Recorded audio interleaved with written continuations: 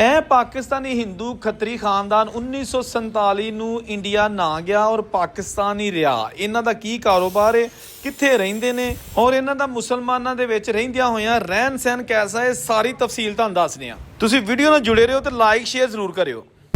ਲੋ ਜੀ ਦੋਸਤੋ, ਮੈਂ ਇਸ ਵੇਲੇ ਮੌਜੂਦ ਹੈਗਾ ਚੁਬਾੜਾ ਕਸਬਾ, ਤਹਿਸੀਲ ਦੀ ਪਸਰੂਰ ਤੇ ਜ਼ਿਲ੍ਹਾ ਸਿਆਲਕੋਟ।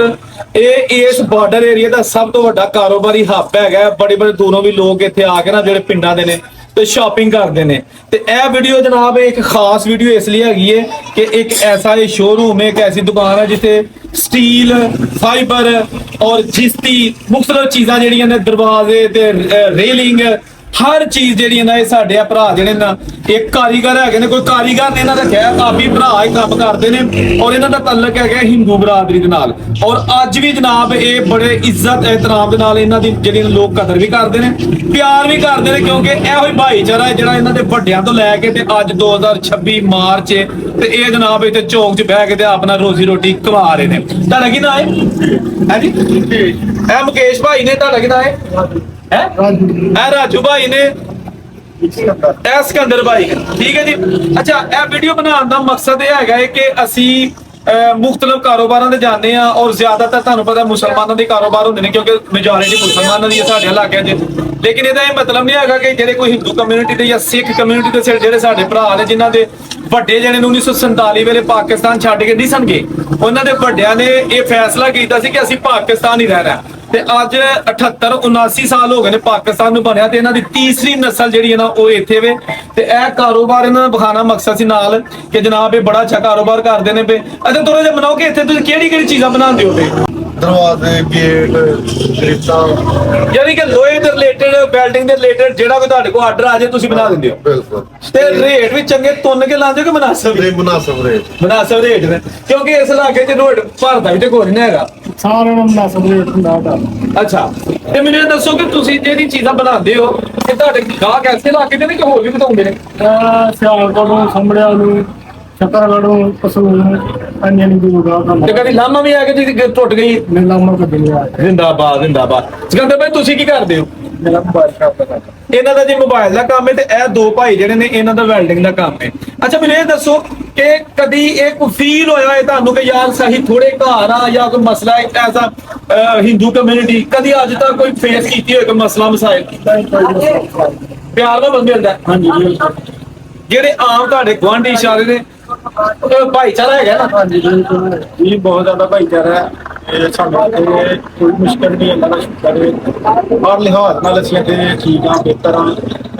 ਜਿਸ ਤਰ੍ਹਾਂ ਕਿ ਕਹਿ ਲਓ ਬਹੁਤ ਜ਼ਿਆਦਾ ਸਾਡਾ ਭਾਈਚਾਰਾ ਹੈ। ਹਰ ਕਿਸੇ ਨਾਲ ਪਿਆਰ ਮੁਹੱਬਤ ਨਾਲ ਰਹੀਦਾ ਹੈ। ਤੇ ਜਿਸ ਤਰ੍ਹਾਂ ਅਸੀਂ ਅਗਲੇ ਨਾਲ ਪਿਆਰ ਕਰਦੇ ਹਾਂ, ਉਸ ਤਰ੍ਹਾਂ ਸਾਡੇ ਨਾਲ ਵੀ ਦੂਸਰੇ ਆਮ ਲੋਕ ਮੁਸਲਮਾਨ ਜਿਹੜੇ ਲੋਕ ਨੇ ਉਸ ਤਰ੍ਹਾਂ ਹੀ ਸਾਡੇ ਨਾਲ ਲੋਕਾਂ ਦਾ ਪਿਆਰ ਹੁੰਦਾ। ਦੇਖੋ ਜੀ, ਬੜੀ ਅੱਛੀ ਨਾ ਗੱਲ ਕਹੀ ਉਹਨਾਂ ਕਿਹਾ ਜੀ ਕਿ ਸਾਨੂੰ ਇੱਥੇ ਇਸ ਤਰ੍ਹਾਂ ਹੀ ਲੱਗਦਾ ਕਿ ਇਸੇ ਆਪੀ ਸਕੇ ਭੈਣ ਭਰਾ ਰਹਿੰਦੇ ਔਰ ਹੋਣਾ ਵੀ ਇਹੀ ਚਾਹੀਦਾ। ਸਾਡਾ ਦੀਨ ਵੀ ਇਹੀ ਦੱਸਦਾ ਹੈ ਔਰ ਸਾਡੇ ਆਇਨ ਵੀ ਇਹੀ ਦੱਸਦਾ ਹੈ। ਅੱਛਾ, ਮੈਨੂੰ ਸਿਕੰਦਰ ਭਾਈ ਦੱਸੋ। ਹਾਂਜੀ, ਇਹ ਛੋਟਾ ਭਾਈ ਇਹ ਵਕੀਲ ਬਣ ਗਿਆ। ਕੀ ਹਾਲ ਹੈ? ਮਾਸਟਰ ਦਾ ਸਮੈਸਟਰ। ਤੁਹਾਡਾ ਕੀ ਨਾਮ ਹੈ? ਵਿਦਿਆ ਸਾਗਰ। ਲੋ ਜੀ ਬਾਜ, ਇਹ ਕੁਦਰਤੀ ਵੇਖੋ ਤੁਸੀਂ ਕਿ ਇਸ ਵੇਲੇ ਸਾਡੇ ਕੋਲ ਕਰੀਮ ਖੜੀ ਹੋ ਗਈ ਹੈ। ਸਾਡੇ ਜਿਹੜੇ ਭਰਾ, ਤੁਸੀਂ ਵਕੀਲ ਬਣਦੇ ਹੋ ਪਏ ਤੇ ਆਪਣਾ ਚੁੱਕ ਫੱਟੇ ਦੇਣੇ ਨੇ ਬਣ ਕੇ ਵਕੀਲ ਕੇ ਬਸ? ਅੱਛਾ, ਮੈਨੂੰ ਇਹ ਦੱਸੋ, ਆਖਰ ਤੇ ਲੰਮਾ ਜ਼ਿਆਦਾ ਲੰਮੀ ਜੋੜੀ ਗੱਲ ਨਹੀਂ ਕਰਨੀ, ਜਰਾ ਅੱਛੀ ਮੋੜ 'ਚ ਹੋ ਰਹੀ ਹੈ। ਤੇ ਤੁਸੀਂ ਇੰਡੀਆ ਕਦੇ ਗਏ ਹੋ? ਨਿਕਲ ਗਿਆ 1 ਸਾਲ ਤੱਕ। ਅੱਛਾ, 4 ਮਹੀਨੇ ਵਿਜ਼ਿਟ ਕਰਕੇ ਆਇਆ। ਬੀਵੀ ਬੱਚਿਆਂ ਨਾਲ? ਹਾਂਜੀ, ਬੱਚੇ ਨਾਲ ਗਏ ਸਨ ਤੇ ਵਾਪਸ ਆ ਗਏ? ਹਾਂਜੀ ਵਾਪਸ। ਇਹਦਾ ਮਤਲਬ ਤੁਹਾਡਾ ਕੋਈ ਚੀਜ਼ ਇੱਥੇ ਹੈ ਨੇ ਰਿਸ਼ਤੇਦਾਰ? ਕਾਫੀ ਨਾ ਥੇ ਕਿਹੜੇ ਇਲਾਕਿਆਂ 'ਚ? ਦਿੱਲੀ ਦੇ ਵਿੱਚ। ਬਿਲਕੁਲ ਠੀਕ ਹੈ। ਤੇ ਤੁਸੀਂ ਕੋਈ ਫਰਕ ਵੇਖਿਆ ਉੱਥੇ ਜਾ ਕੇ ਕਿ ਹੋਈ ਬੋਲੀ ਤੇ ਹੋਈ ਰਹਿਣ ਸਹਿਣ? ਮਹਿਸੂਸ ਕੁਛ ਨਹੀਂ ਹੋਇਆ। ਜਿਸ ਤਰ੍ਹਾਂ ਇੱਥੇ ਲੋਕ ਰਹਿ ਰਹੇ ਨੇ ਮਿਲ ਕੇ ਭਾਈਚਾਰੇ ਨਾਲ, ਇਸ ਤਰ੍ਹਾਂ ਹੀ ਹੁੰਦੀ ਗੱਲਾਂ ਪਏ। ਤੇ ਤੁਹਾਡੇ ਜਿਹੜੇ ਉੱਥੇ ਇੰਡੀਆ ਦੇ ਰਿਸ਼ਤੇਦਾਰ ਨੇ ਉਹ ਕੀ ਦੱਸਦੇ ਨੇ ਕਿ ਉਹ ਉੱਥੇ ਵੀ ਖੁਸ਼ ਨੇ? ਉਹ ਪਾਕਿਸਤਾਨ ਬਣਨ ਤੋਂ ਪਹਿਲੇ ਉਧਰ ਚਲੇ ਗਏ ਨੇ ਕੁਝ ਲੋਕ। ਹਾਂ ਠੀਕ ਹੈ। ਜਿਹੜੇ ਨਹੀਂ ਗਏ ਉਹ ਇੱਥੇ ਰਹਿ ਗਏ ਨੇ, ਯਾਨੀ ਕਿ ਜਿਨ੍ਹਾਂ ਦਾ ਇੱਥੇ ਮੂੰਹ ਮਾਇਆ ਪਿਆਰ ਸੀ ਉਹ ਇੱਥੇ ਰਹਿ ਗਏ, ਜਿਹੜੇ ਨਹੀਂ ਸਮਝ ਆਇਆ ਉਹਨਾਂ ਨੂੰ ਉਹ ਚਲੇ ਗਏ, ਉਹ ਉੱਥੇ ਜਾਵੇ। ਤੇ ਤੁਸੀਂ ਇੰਡੀਆ ਵਾਲੇ ਜਿਹੜੇ ਤੁਹਾਡੇ ਖਾਨਦਾਨ ਨਾਲ ਰਿਸ਼ਤੇਦਾਰੀਆਂ ਨਹੀਂ ਕੀਤੀਆਂ ਅੱਗੋਂ?